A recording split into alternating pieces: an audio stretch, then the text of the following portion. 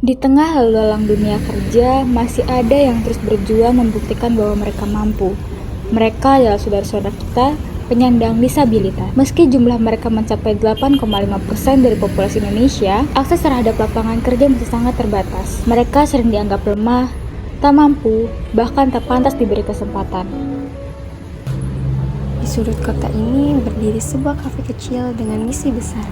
Kafe Kirei lebih dari sekedar tempat menikmati kopi. Setiap cangkir di sini membawa harapan. Setiap senyum adalah bukti bahwa keterbatasan bukanlah akhir cerita.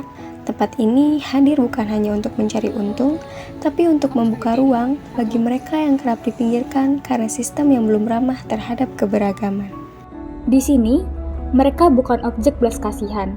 Setiap hari mereka membuktikan bahwa dengan kesempatan yang setara, tak ada batas bagi apa yang bisa mereka capai. Mereka adalah bagian dari masyarakat yang punya potensi, semangat, dan dedikasi. Karena bekerja bukanlah hadiah, melainkan hak. Hak yang seharusnya setara untuk semua. Harusnya mah dikasih tempat kerja sesuai kemampuan dia sih. Harusnya mah diberi pelatihan khusus atau pekerjaan yang sesuai kemampuan.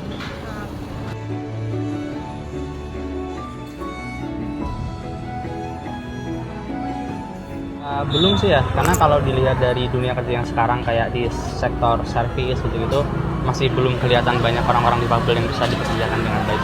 Belum sih, karena orang tuh nganggap orang disabilitas itu kayak kurang mental atau kurang dari fisiknya gitu, makanya orang-orang pada kurang yakin untuk mempekerjakan orang-orang disabilitas tersebut.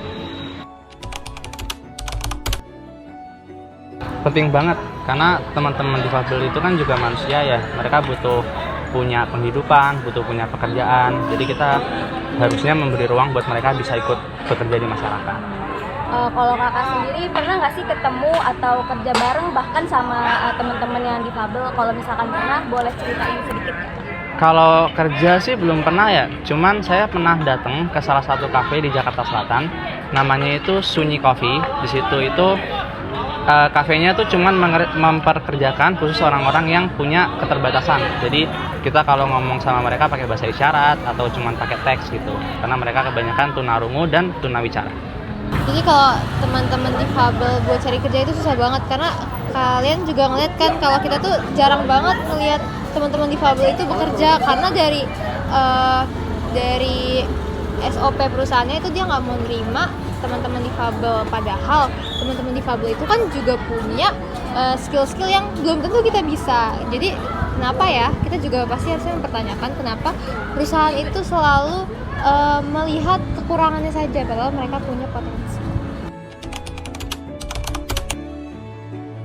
Menurut saya tantangan terbesarnya itu ada di pemilik usaha dan penyedia lapangan pekerjaan, karena mereka kayaknya masih terlalu skeptis buat memperkerjakan teman-teman difabel karena mungkin dirasa belum bisa bekerja sama dengan baik dengan staf-staf di sektor pekerjaan sendiri.